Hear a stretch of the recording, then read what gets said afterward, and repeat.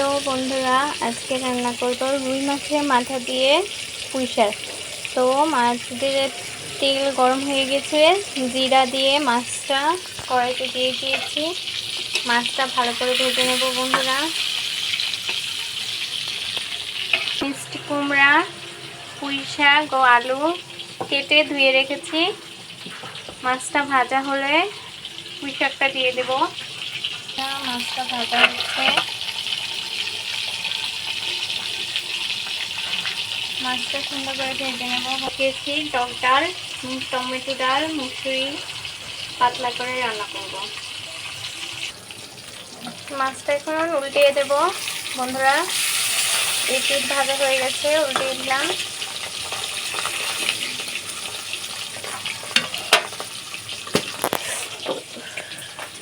বন্ধুরা মাছটা এখন একটু ভেঙে নেব।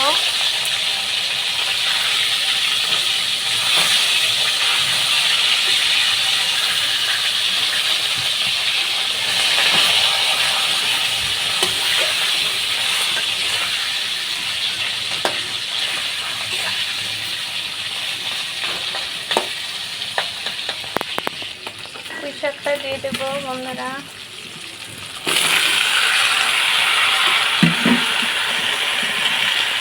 পরিমাণ মতো লবণ,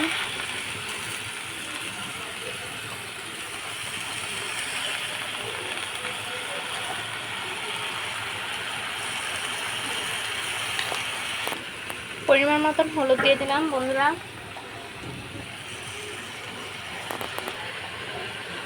জিরার গুঁড়ো, ধনের গুঁড়ো দিয়ে দিলাম।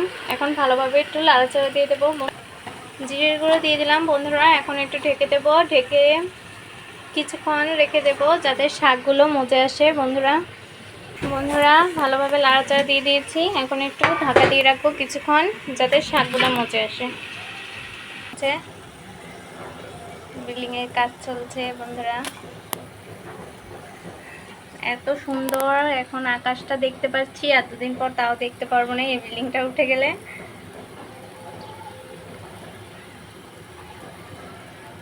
তো বন্ধুরা, তোমরা অনেকে আমার চ্যানেলটা সাবস্ক্রাইব করনি, তোমরা আমার চ্যানেলটা সাবস্ক্রাইব করে দিও, পাশে থেকো বন্ধুরা।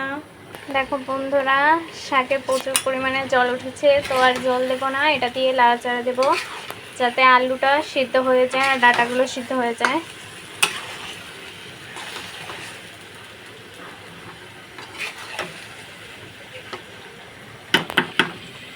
আবার একটু ঢাকা দিয়ে রাখবো বন্ধুরা।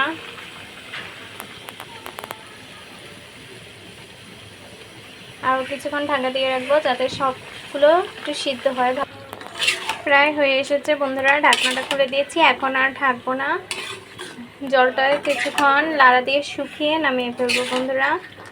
তো তোমরা অবশ্যই কমেন্টে জানাবে কেমন হয়েছে রান্নাটা বন্ধুরা, আর আমার চ্যানেলটা সাবস্ক্রাইব করে দিও বন্ধুরা। গোটা দিয়ে নিয়েছি। এখন শুকনো মরিচ আর সরষা দিয়ে ডালটা সম্বাদ দিয়ে দেবো বন্ধুরা। পুঁই শাকটা আমার হয়ে গেছে, এখন পুঁই শাকটা নামিয়ে নেব। এই যে ফাইনাল কালার বন্ধুরা। তো তোমরা অবশ্যই কমেন্টে জানাবে যে আমার রান্নাটা কেমন হয়েছে। এখন নামিয়ে নেব। ডালটা সম্বাদ দিয়ে দিয়ে দিয়েছি বন্ধুরা।